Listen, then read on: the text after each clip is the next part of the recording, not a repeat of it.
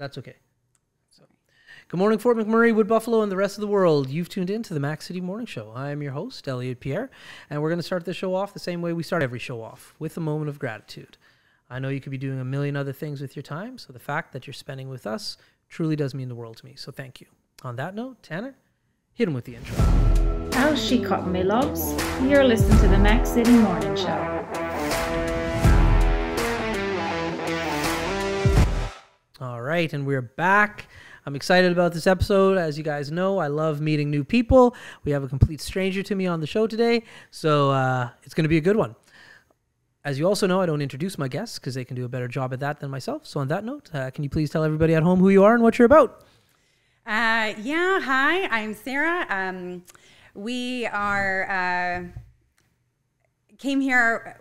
I've had a lot of stops along the way to Fort Mac. Okay. And part of the ownership group of Fort McMurray, of the Alley YMM. Yeah, that's cool. And for the people at home who don't know the Alley YMM, it's the bowling alley here in town. It is, yeah. It's the entertainment center. Yeah, I love it. Oh, yeah, that's right. I was actually at your guys' establishment a few days ago because this is my little boy's 7th birthday party. And yeah, you guys have the arcade, and I saw now like laser tag or something to do with lasers is going on there. Yeah. Thanks for your support and having his party there. No That's problem. Awesome. Yeah. So TAG just opened up just when we were able to reopen from the last shutdown. And okay. It's awesome. Yeah. We took over that space after the flood, which unfortunately, knocked out some of the businesses down there. That's right. So yeah, we're really fortunate to expand on what we're currently offering. Well, it's such a, I think every community needs a bowling alley. Yeah. And it was a shame that for so many years we went without a bowling alley. And so, yeah, I love it that you guys are down there. And there's... It was a big thing generationally. Oh, yeah. Like even my generation who is, not, go out and do things like bowling or darts or, that kind of thing. Right. We were all choked that there was no bowling alley because it was, one less thing to do in Fort McMurray. Yeah, so it was definitely good for you guys for opening that up. Thank you. Mo's vision for sure. He's definitely the one to get the ball rolling on most of those things. But yeah, we're really grateful that that it took off. It is so true. It's one of those traditional hangout spots. The owners of the previous bowling alley reached out when we opened to see if just to offer their help or expertise if we needed it. So That's awesome. It's cool. Yeah. It's one of those real traditional activities. It's like a classic birthday spot. That's right. Yeah, that's so true. Every kid has a party at a pool one year, right. Their house one year, bowling alley one year. It's a staple. Yeah. That's you have right. to have a birthday, and it's ice cream cake. That's right. Ice cream cake Ice at the cream bowling cake, alley. That's right. That's traditional. Yeah. If you don't have that as a kid, you didn't really have a good birthday party. I feel like it's there's no childhood. I feel like it's like a white person's bar mitzvah.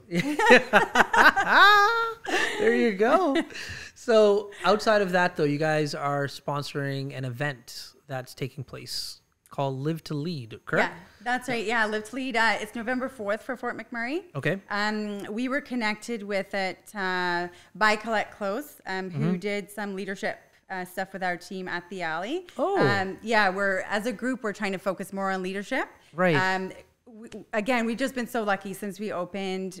We've been scrambling a lot just to kind of keep up with the demand. Yeah. And then, there was always something, right? COVID hit, the flood hit, and then constant shutdowns. So we're always kind of just reacting to the province or just stuff that's out of our control. Yeah. So we're finally able to start. COVID did give us some pause to kind of see where we weren't set up for success. We weren't, I don't think, supporting our management team. Right. As they needed to develop skills to do their jobs properly, to have those tools. So we did do some team building, personality assessments with Colette, who's become just an amazing contact for myself personally. No doubt. To start to try to develop our team. We don't want to have just a bowling alley and be an employer. We want people, whether they stay or not, to leave better in some way. So, right. Building people skills, building work ethic.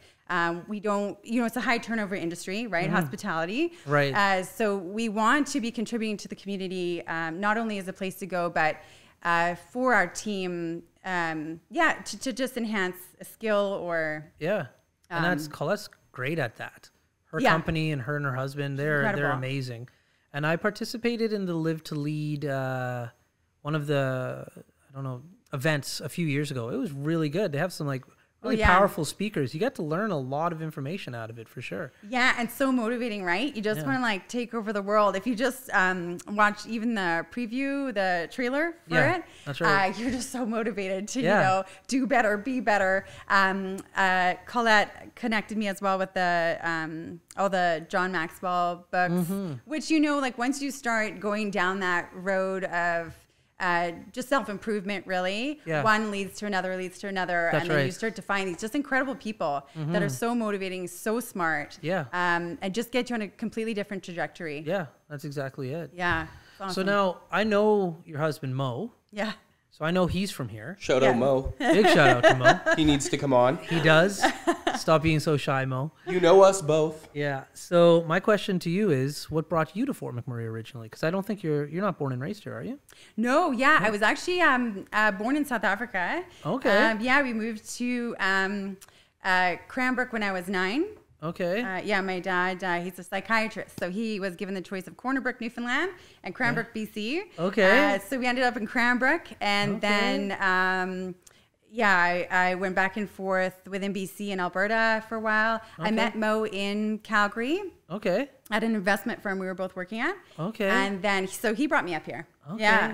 Yeah. He tricked about you. 5 years ago. Yeah. But it was an amazing trick. Being from the outside of Fort Mac, there's, unless you meet people from Fort Mac, I thought it was camps, right? Right. Just like a lot of people think it's just oil camps. That's right. It ended up being just the most amazing place. We had all 3 kids here. And for young families, I couldn't have asked for a better community to be a part of. We used all the resources like the hub, just so many community resources that are here to support the families. That's right. Yeah. So I initially felt maybe a little duped until I got here. Yeah. And the people and the fire happened shortly after we moved. Okay. We moved in September. The fire happened that May. That's right. Just the attitude of people. It's incredible. Yeah. Yeah. I love being here. Yeah. I know. Me and Tanner are also born and raised here. So we're big advocates of Fort McMurray. Yeah. Totally. So South Africa, you moved when you were 9, but you must all obviously have some memories of that. Yeah. Yeah. That must have been like a really interesting move. Yeah, it was. I remember we're just those weird kids, in school because we had this accent. My parents are British, so we had this British South African accent. That's right. That must be quite confusing for people. Yeah. Because I know lots of people get like British, Australian, South African, all of the accents mixed up. So you probably had a little bit of both. Yeah, that's right. Okay. It's very confusing. So transition was tough for sure. But it was good. But we also moved to a small town, right? Which is very small town. I think there's 20,000 people. So we stuck out like a sore thumb in everything we did. We did not know Canadian culture. Right. My parents did everything wrong. There were 4 of us. So, so it was a tough transition, but we're grateful to be in Canada. It was at the time things were kind of getting a little more violent. So it was a great opopportunity. Give me an example of doing it, because I have immigrant parents and they also have done things very wrong. Because the culture they just don't know. Yeah. So give me an example of something that your parents you would define as something wrong. Well, I remember they told me one time, someone invited them over for dinner.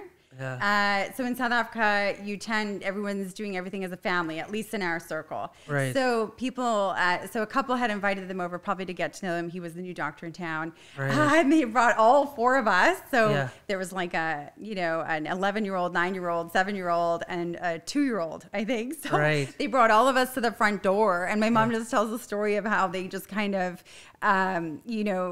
they just froze because they didn't plan for 4 children to come as well. Right. Just those small things, and also just with culture, I'm making eye contact, getting up if someone's coming in. We're very British as far as manners and etiquette, and some Canadian cultures can come across as offensive, but they're not. They're not at all. But some of that kind of stuff. My parents didn't have much of a filter sometimes, and I just had to realize, it was a culture shift. Yeah. big time. My parents in Guyana, South America, that's where my parents are from. Yeah. When you go to a birthday party, you get dressed up. Yeah. Doesn't matter if you're 1 or 60, you dress up.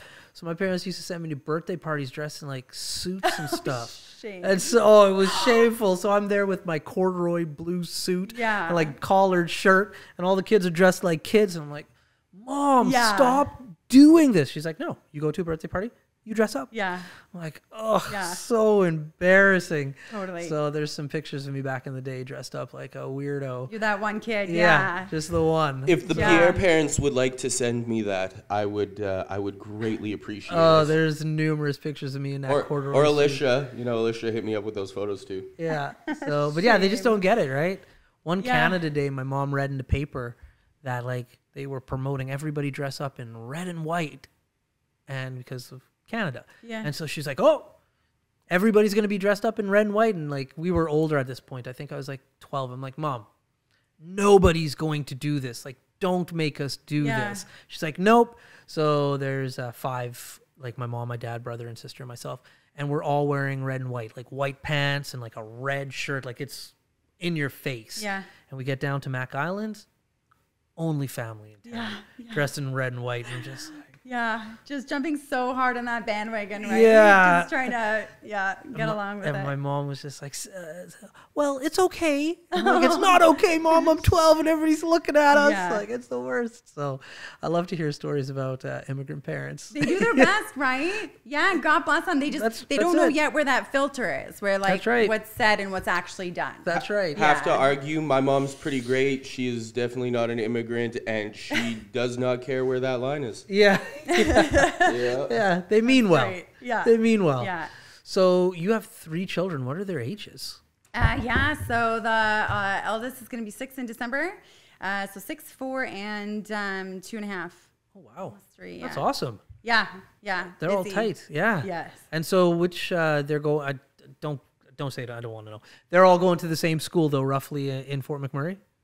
Ish. We're in Calgary now. Mo and I are back and forth about 50%. Oh, okay. Yeah. How's that going for you? It's tough. It's really, really tough. No doubt. We are like 2 ships in the night a lot of the time, you know? He gets home, high five on the way, and I'm up here. So it was closer to our family. Just a few more opportunities. Mo is looking to expand on the alley. Okay. So obviously it's a lot easier to do it from there. So yeah. Wow. I see him a lot. So you guys must be on planes a lot. We are honestly here a lot. Yeah. Yeah. We really miss it, you know. Yeah. Like I said, like Calgary, I mean, you're a number. Yeah. Sometimes the anonymity is nice.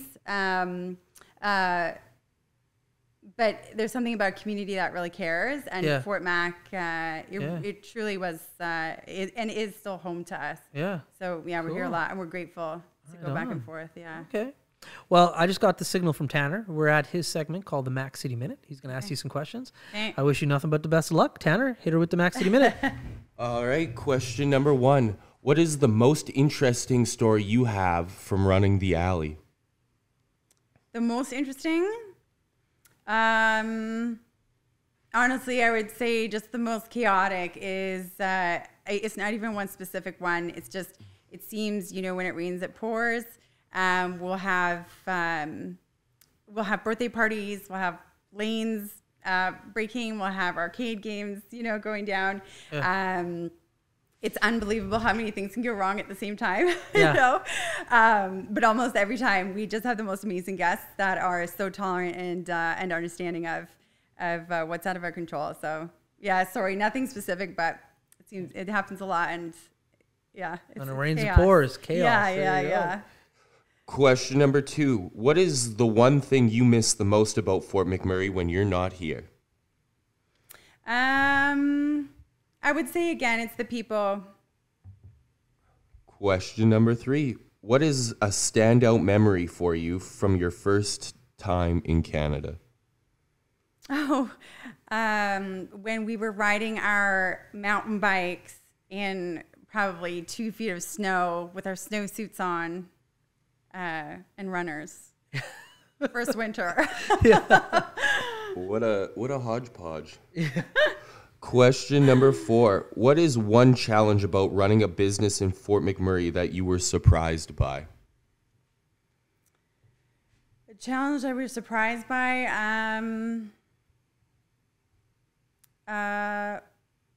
I don't know that we were surprised by any challenges. They were all pretty expected, other than COVID and flood. So nothing specific to Fort Mac, honestly. And your final question: what is one reason you think anyone of any age would enjoy the Alley? Well, it's an entertainment center. We try to cater to every age. So even with laser tag, we have adult combat laser tag guns. We have Is there a seniors league? Yeah. We do actually have bowling for seniors. We have league nights. We have kids' birthday parties. So we've got something for everybody. And those have been your 5 questions. Thanks, Tanner. Yeah, no, the Alley is a sweet spot. And your food, Thank you. like the pizza is really good. Thank you. And that's a passion project of Mo's as well. He's pretty obsessed with. It's so good. And like done. when I was there, you just see Skip to Dishes coming in. So like at first I'm like, what is Skip to Dishes doing at the Alley? And then I was like, oh yeah, I forgot like the pizza here. Yeah. It's like people talk about it. So Oh, thank you. Yeah. That'll make Mo always so happy to hear. Yeah, the pizza's really, really good. Thank you. Yeah, no doubt. Yeah. So first winter in Canada. What's that? Like I was born here. I'm born in February. I was born in the winter. Yeah. What is that experience like when it hits you? Yeah, it was wild, right? Because even in South Africa, during winter or during Christmas time, it's summer. Yeah, so that's right. Smoking hot, Yeah. And there's no real Santa going on. Yeah. Yeah, I just remember we're just barefoot all the time. So in South Africa, we just never wore shoes. That's right. So even to this day, I took the garbage out this morning in my bare feet with frost everywhere. Yeah. We were just so grossly underdressed. Just so cold, again, with our mountain bikes, just doing everything opposite. I can't imagine the looks and the stares. You definitely stood out. Yeah. We were totally that family. That's hilarious. Yeah. That's so Another funny. thing they brought from South Africa is this wave that the whole family has to do. So anytime my dad left for work, the whole family had to stand on the porch and wave until he was like out of sight. Right.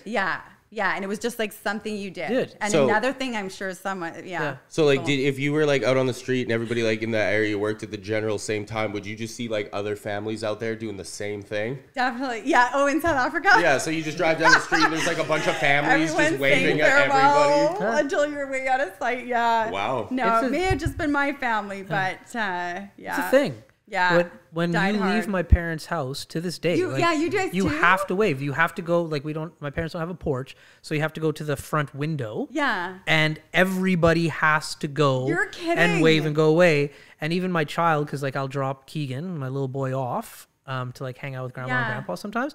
And so like I'll literally just like, okay, take him in the house and I'll back up the car. And then he runs to the window with grandma and granddad. And you have to wave when you're going away. That's you wild. I'm so glad it wasn't just us. It's not just you. Yeah. But it's weird. There was no one else around us, that's for sure. Nobody does us. Yeah. You have to, like, I remember, like, when embarrassing. People I'd bring over and they'd drive and you'd be waving, and the next day at school, like, what were you guys doing? Because it's not just for your dad, it's for everybody that leaves. For everybody. And then you feel kind of obligated to like, oh, hi, creepy guys. I'll wave back, I guess. And, because a lot of people just let you leave, right? That's They're right. Like, see you tomorrow. No, whatever. you have to wave. Turn around. Yeah, that's so funny. Oh, thank goodness. Yeah.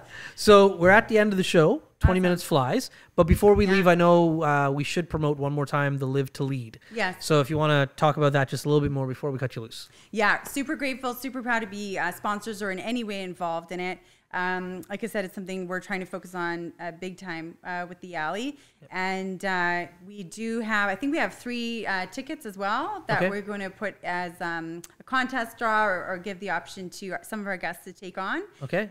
Leadership's so important nowadays, right? Yep. I think we're losing a lot of that. That's right. Maybe getting drowned out by social media and pandemics and stuff. And so, really excited to attend and really excited about everything. It's the personal growth, the leadership it promotes.